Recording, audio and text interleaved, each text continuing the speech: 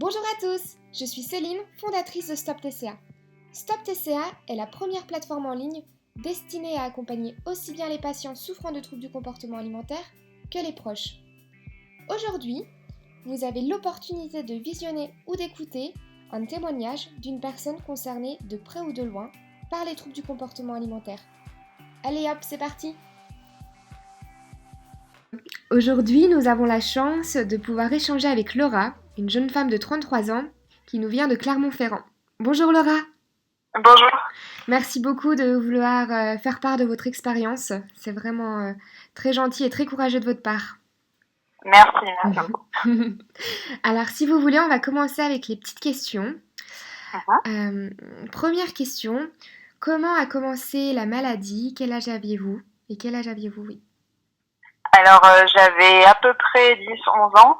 Elle a démarré, j'ai envie de dire, assez classiquement. J'étais une enfant assez ronde, donc pas en surpoids, mais plus grande et avec plus de forme que mes camarades de classe, en fait, ce qui me complexait. Et j'ai décidé, en étant assez enfant, de supprimer mon goûter. Et ça m'a fait perdre du poids. Et j'ai une phrase qui m'a beaucoup marquée, et je m'en souviens même encore 20 ans après, d'une de mes amies qui me disait waouh, mais maintenant t'es mince, t'es belle. Et je sais pas, ça m'a vraiment fait basculer. À partir de là, j'ai voulu mincir à tout prix, continuer à perdre du poids, et je suis tombée dans l'engrenage de l'anorexie, en fait. D'accord. Donc ça, vous étiez très jeune à ce moment-là. Ouais, j'étais en sixième, début de collège. D'accord. Et comment la pathologie a évolué? Pendant 7 ans à peu près, je suis restée dans l'anorexie donc restrictive. J'ai perdu énormément de poids jusqu'à mes 16 ans où j'ai dû être hospitalisée. Donc j'étais pas dans un centre spécialisé pour TCA parce qu'il n'y en avait pas dans ma région. J'étais en hépatologie parce que ça m'avait déclenché un problème au foie. Donc là, j'ai eu une sonde et j'ai eu un suivi de médecin, de diététicien avec finalement un parcours proche des personnes en TCA, c'est-à-dire un contrat de poids pour sortir et tout ça. Donc j'ai réussi à atteindre ce contrat, je suis sortie, mais j'ai rechuté quasiment instantanément. À ce moment-là, j'ai rencontré celui qui allait devenir mon premier conjoint, donc ça a quand même apporté du changement dans ma vie, c'est-à-dire que j'ai vu quelqu'un qui vivait normalement, qui mangeait sans se poser de questions, et j'avais de plus en plus d'aliments à portée de main parce qu'on vivait ensemble. J'avais la menace d'une nouvelle hospitalisation parce que mon poids diminuait, donc là j'ai commencé à remanger, sauf que j'ai totalement perdu le contrôle et j'ai basculé dans du coup l'hyperphagie qui a duré à peu près 7 ans également, donc là où j'ai pris énormément de poids. J'ai finalement pu, entre guillemets, me stabiliser au bout de 7 ans à la faveur d'un départ à l'étranger. Donc je ne sais pas exactement ce qui s'est passé, j'étais dans un nouvel environnement, j'avais plus de repères, j'agissais beaucoup plus intuitivement donc au niveau de l'alimentation, au niveau de tout ça, et ça m'a permis d'aller mieux pendant environ 3 à 4 années. Et là, j'ai rechuté il y a 2 ans. Ça coïncidait au moment avec. J'ai trouvé un nouvel emploi qui était assez stressant et j'ai divorcé. Je me suis remise en couple et là, j'ai rebasculé depuis 2 ans dans l'anorexie. D'accord. Et du coup, vous nous dites que vous avez bénéficié d'un accompagnement qui est une hospitalisation. Est-ce que vous avez vu d'autres professionnels? Alors oui, donc durant la première phase d'anorexie, j'étais encore mineure, donc j'ai été suivie dans un centre de pédopsychiatrie, donc où j'ai vu beaucoup de psychologues. Et donc suite à l'hospitalisation, j'ai eu un suivi donc avec une diététicienne, des plans alimentaires et une psychiatre et une psychologue. Donc j'avais ces 3 accompagnements-là. Est-ce que ça vous a aidé sur le moment? Alors pendant la première phase, honnêtement, en pédopsychiatrie, pas du tout, parce que j'étais dans le déni complet de la maladie. Donc la plupart du temps, on me forçait à aller à ces entretiens et je disais ce qu'ils avaient envie d'entendre, basiquement, pour qu'on me laisse tranquille. Et donc ça a évolué comme ça. Pendant l'hospitalisation, j'ai essayé de faire des efforts, que ce soit au niveau du plan alimentaire, parce que j'étais quand même forcément inquiète pour ma santé. J'étais en très mauvais état. Mais au niveau psychologique, ça allait pas forcément mieux. Et quand j'ai basculé dans l'hyperphagie, j'ai eu donc je prenais énormément de poids, j'avais très honte de moi, j'étais vraiment pas bien psychologiquement. Donc j'ai quand même essayé de poursuivre l'accompagnement et là j'ai eu un rendez-vous avec ma psychiatre qui m'a dit que c'était génial, que j'allais beaucoup mieux parce que j'avais repris du poids et tout ça, alors que j'étais en pleine détresse et ça m'a vraiment marqué un coup d'arrêt. Je me suis dit je peux pas quoi, je suis vraiment mal et on me renvoie en face que je vais bien. Du coup je peux pas être suivie par ces gens et je me suis vraiment cachée quoi. Je ne pouvais plus voir de soignants ou quoi que ce soit. D'accord, d'accord. Et tout à l'heure, du coup, aussi, vous nous parliez d'un contrat de poids. Comment vous l'avez vécu? Le fait qu'on vous dise, bah, tel poids, c'est bon, on lâchera un peu de lest et tout ce qui s'ensuit? C'était compliqué. J'avais une sonde donc qui m'aidait à reprendre du poids déjà par elle-même. Après, pour remanger par-dessus, c'était très compliqué. J'étais toujours très très loin dans la maladie. J'étais dans le déni, donc j'avais tendance à boire énormément avant les pesées, histoire d'avoir pris du poids et qu'on me laisse tranquille. À la fin, j'ai réussi à le renégocier à la baisse, et donc c'est là que j'ai pu sortir. Mais j'étais encore à un poids très très faible. C'était très compliqué de devoir reprendre du poids tout en n'allant pas mieux psychologiquement en fait. Tout à fait, d'accord. Et sans trop rentrer dans les détails, est-ce que vous connaissez les causes? C'est compliqué, on en a évoqué énormément donc avec les différents psychologues, psychiatres que j'ai pu rencontrer. Je sais que j'ai un gros besoin de contrôle. Et j'ai très peu de confiance en moi et j'ai une volonté d'être parfaite dans tout ce que je fais. Du coup, j'ai tendance à me rabattre, à contrôler vraiment tous les aspects de ma vie, donc la nourriture forcément. Et voilà, quand je suis dans une situation stressante, comme ça l'a été avec mon nouvel emploi où j'étais jugée sur mon physique, sur mes capacités et tout ça, je suis retournée dedans. J'ai pu tout contrôler et je suis retombée dans la maladie. D'accord. Autre point, par rapport à l'entourage, quel rôle votre entourage a eu précédemment et quel rôle votre entourage a à l'heure actuelle?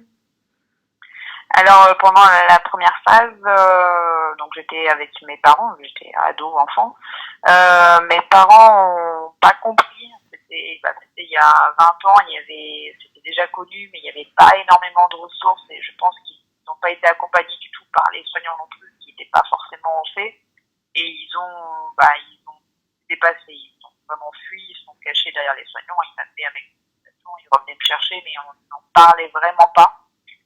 Et même après coup, c'est vraiment quelque chose dont on parle quasiment jamais. C'est très tabou dans la famille. On n'évoque pas cette époque. Même actuellement, ils font aucune remarque sur mes fluctuations de poids. C'est vraiment quelque chose pas qui les intéresse pas, mais qui veulent éviter. Je pense qu'ils savent pas gérer du tout. D'accord.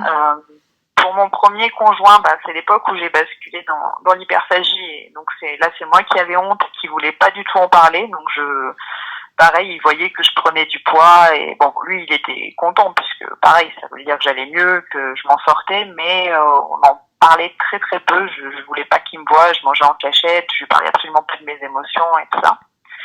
Et il y a qu'avec mon nouveau conjoint que j'en parle beaucoup plus facilement parce que vu que c'était une rechute et que j'avais de l'expérience, je me suis vue replonger. J'ai revu mes comportements, mon caractère changer et je voulais m'en sortir, je veux m'en sortir. Donc j'ai des gros moments de saute d'humeur, j'ai des gros moments de fatigue parce que je lutte en permanence pour m'en sortir. Du coup, j'en ai parlé, je dis c'est pas de ta faute, j'ai besoin de temps, j'ai besoin de calme par moment et j'arrive à en parler plus librement, même si je veux pas tout lui expliquer parce que je pense que c'est pas son rôle d'être impliqué à fond là-dedans, mais au moins pour qu'il puisse comprendre les aspects extérieurs et ce qui impacte notre relation forcément. D'accord. Du coup, votre dernier conjoint, le fait qu'il soit présent pour vous, ça vous convienne, mais par rapport à votre précédent mari et à votre famille, c'était pas l'idéal. Qu'est-ce que vous auriez attendu? Qu'est-ce que vous auriez voulu qu'ils fassent pour vous? Qu'est-ce que vous attendiez de leur part? J'aurais voulu de l'écoute, des échanges en fait, qui essayent de comprendre ce qui se passait et qui m'épaulent quand j'en ai besoin, parce qu'il y avait des phases où où c'était dur, où il fallait encore, et qui est la reconnaissance que j'étais malade, comme j'ai envie de dire n'importe quelle autre maladie, donc que j'avais besoin d'un peu plus d'attention, d'un peu plus de calme, de soutien, même si ça peut paraître même si de l'extérieur c'est pas évident. Je veux dire, même là où je me bats, je reprends du poids et tout ça, je me sens souvent très très seule. Donc je ne demande pas une fanfare, mais au moins qu'on me dise voilà, c'est chouette ce que tu fais, c'est bien. Et pour eux, c'est juste la normalité en fait. Oui, ouais. Un peu plus de compassion, un peu plus de présence, oui. Ouais, se rendre compte que c'est pas facile, que c'est pas naturel. Pour quelqu'un de malade, tout bêtement d'accepter une invitation au restaurant, d'aller à un repas de famille, c'est juste hyper compliqué et voilà, c'est un effort en fait. Je comprends, d'accord. Et dans la vie de tous les jours, qu'est-ce qui vous aide à aller mieux? Actuellement, par rapport à la première phase, justement, je compare toujours parce que j'étais vraiment, la première fois, je m'en suis pas rendu compte et j'étais dans le déni.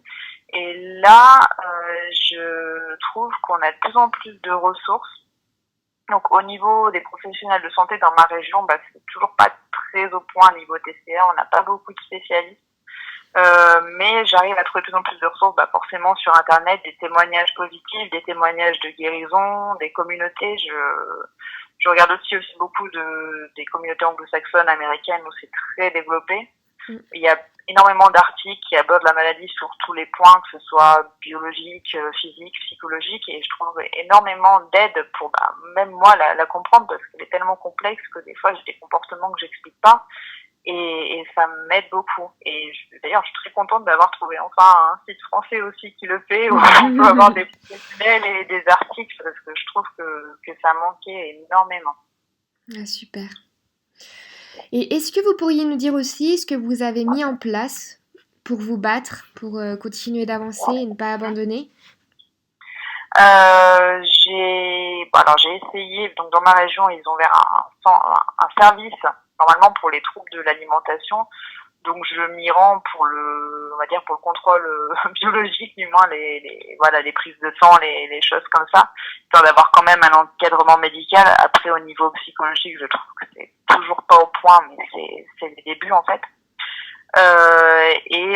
Pour moi, ce qui a vraiment marché, c'est je fais de l'art thérapie, ce qui me permet de ressortir mes émotions, de les exprimer, et c'est ce qui me fait avancer à l'heure actuelle, qui me permet au moins de comprendre certaines de mes émotions et de les gérer autrement, d'accepter de ne pas avoir le contrôle et de pouvoir être débordé d'émotions sans que ça soit horrible ou une peur ou je sais pas. Oui, parce qu'effectivement, la gestion des émotions, c'est un point qui est très important sur lequel on doit travailler, ouais. Ouais, exactement, ouais, c'est ça. Juste au moins les accepter et se rendre compte qu'elles peuvent être là et qu'il n'y a pas besoin de les contrôler, qu'elles sont utiles en fait, qu'il y a des choses sur lesquelles on peut pas avoir le contrôle et que c'est pas grave. Tout à fait. Ah, super. Et autre question, de quoi auriez-vous eu besoin pour aller mieux et à l'heure actuelle, de quoi avez-vous besoin pour aller mieux? Je dirais c'est encore de l'écoute et de la compréhension. Donc au niveau des praticiens, des personnels de soins, c'est vrai que j'ai toujours du mal à trouver un interlocuteur qui va vraiment comprendre la maladie ou juste comprendre ce que je dis. Je tombe souvent malheureusement sur des stéréotypes ou des choses. Donc vu que j'ai un poids en plus normal entre guillemets maintenant, j'ai beaucoup de mal à me sentir même légitime et à être légitime à leurs yeux. Vu que j'ai un poids normal, je suis pas si malade que ça. Enfin, ça va. Il n'y a pas besoin d'être un suivi intense. Et c'est difficile à gérer parce que c'est quand même une grosse démarche d'aller demander de l'aide, de reconnaître que ça va pas. Et en face, d'avoir des réactions comme ça, c'est compliqué. Je suis souvent sortie de rendez-vous bien plus dévastée qu'avant d'y être allée. C'est compliqué. Oui, c'est sûr, c'est compliqué. Les personnes, même les professionnels, peuvent avoir parfois des points de vue biaisés et ça aide pas du tout dans l'avancement. Exactement. Oui, oui. Tout à fait. Et justement, en parlant de ça, avant de faire cette interview, vous m'aviez parlé de stéréotypes qui vous agacent. Hum. Vous pourriez nous en citer un ou deux? Oui, bah, ça va être le stéréotype de l'anorexique typique, donc qui va être une fille qui veut être mince parce que c'est la mode ou parce qu'il faut l'être. Alors, ça peut tout à fait être un déclencheur, je renie pas cet aspect-là du tout, mais c'est tellement plus complexe que ça comme maladie. Je veux dire, j'ai été mince et j'ai jamais été aussi mal dans mon corps. J'aimais pas mon corps, j'étais extrêmement mal dans ma tête. Je supportais pas qu'on me flatte sur mon physique et pourtant j'étais mince quoi. Et autant il y a les stéréotypes, profil type du malade, je trouve qu'en face, moi, dans mon expérience, j'ai eu un stéréotype dans le soin, c'est-à-dire que j'avais, à l'époque, et encore maintenant, même si ça tend à se généraliser, et c'est super, j'avais pas d'approche pluridisciplinaire, c'est-à-dire qu'à chaque fois que j'allais voir quelqu'un, un soin, c'était un plan alimentaire, et un psychologue ou un psychiatre derrière, mais il n'y avait pas d'autre approche. On parlait pas de sophrologie, on parlait pas d'art-thérapie, on parlait pas d'essayer d'autres aspects. C'était c'est telle maladie, il y a tel soin derrière, et puis point barre. J'ai eu des psychiatres qui me disaient c'est prise d'antidépresseurs, sinon on parle pas. Du coup, là, c'était très compliqué. C'était, je veux pas, je veux une écoute. Je veux pas prendre, donc peut-être que les médicaments peuvent être efficaces, mais non plus, je jugerai pas. Mais c'était, il faut prendre ça et après on parle. Et je dis, non, je peux pas prendre ça tout de suite. Je suis pas en état. Si je prends du poids, si ça change mon comportement alors que j'ai pas de suivi derrière, c'est extrêmement dangereux. Je peux pas faire ça, quoi. Oui, effectivement, c'était pas facile. Ouais, c'était très compliqué à gérer. Ça l'est encore un peu, malheureusement. Bon, heureusement, je sais pas si on peut dire que le sujet se démocratise de plus en plus, mais maintenant, je l'espère et j'ai l'impression de voir que les professionnels, ceux qui veulent avancer et ceux qui veulent aller de l'avant, essayent de se former, essayent de s'informer et essayent de mieux accompagner. Exactement, oui. J'ai l'impression qu'il y a justement une approche pluridisciplinaire qui essaye de se mettre en place et c'est super, une classe nouvelle qui est faite à d'autres formes de médecine. Donc voilà, on parlait de la sophrologie, de l'hypnose, enfin tout un tas de choses qui se mettent en place autour et qui peuvent aider. Parce que je pense pas qu'il y ait une seule approche de cette maladie. Tout à fait, c'est vrai. Et puis, Laura, j'ai une dernière question. J'aime beaucoup finir mes interviews sur une petite note positive ou un message fort. Donc, ma question est, quel message souhaitez-vous faire passer aujourd'hui? Le message, ça serait, donc justement pour reprendre ce qu'on a dit avant, que l'anorexie, c'est une maladie extrêmement complexe. Que j'ai envie de dire malheureusement ou heureusement on a de plus en plus de témoignages de gens qui l'ont vécu et qui s'en sont sortis, et je pense qu'il y a beaucoup à apprendre de ces témoignages là parce que sans l'avoir vécu de l'intérieur, je pense qu'elle est très très complexe à aborder, donc anorexie, hyperphagie, enfin tout ce qui est TCA, et que oui, on y gagnerait beaucoup à échanger et à voir les patients, les personnes qui viennent demander de l'aide dans leur individualité en fait. Certes, on est des malades qui ont tous la même maladie, mais derrière, il y a énormément de cheminements, de parcours différents. On n'a pas tous besoin de la même chose et vraiment prendre l'individu dans sa globalité en l'écoutant, en échangeant avec lui pour vraiment comprendre et avancer sur cette maladie et pouvoir l'aider derrière. Super, oui, c'est vrai, ce que vous dites là, c'est vraiment très important, tout à fait. Et Laura, merci de me donner la parole. Dites-moi. Pardon? Vous avez dit quoi? J'ai dit merci de justement de pouvoir nous donner la parole et de permettre d'échanger ces témoignages-là. C'est très important, puisque le but justement de ces entretiens, c'est vraiment que chacun puisse s'exprimer pleinement et faire passer son message. Donc le but aussi, c'est de faire prendre conscience aux autres personnes qu'elles ne sont pas seules, c'est de faire comprendre aux praticiens qu'il faudrait peut-être améliorer leur accompagnement, et le but aussi, c'est de faire comprendre aux proches qu'ils ont aussi un rôle clé à jouer dans le rétablissement du patient. Tout à fait. Ouais. Super. Et Laura, dites-moi, est-ce que vous avez quelque chose à rajouter? Non, je pense qu'on a bien fait le tour. Oui, c'était vraiment le message que je voulais porter et j'espère qu'il pourra aider des personnes. Je sais que moi, ça m'aide d'avoir des témoignages justement pour pas se sentir seule et voilà, je trouve que c'était vraiment important. Donc je vous remercie. Super, c'est moi qui vous remercie, Laura. Vous avez été vraiment très courageuse et c'est vraiment super de votre part d'avoir joué cet exercice. Et moi, je suis persuadée que ça va aider beaucoup de personnes. Merci beaucoup, j'espère aussi. C'est moi, Laura, qui vous remercie. Et puis, eh bien, je vous dis à très vite. Et encore merci de vous être prêtée au jeu. À bientôt, merci. À bientôt, Laura. Au revoir. Aujourd'hui, nous aurons partagé avec vous un nouveau témoignage. N'hésitez pas à le liker, à le commenter ou même à le partager. Je vous dis à bientôt pour de nouvelles histoires.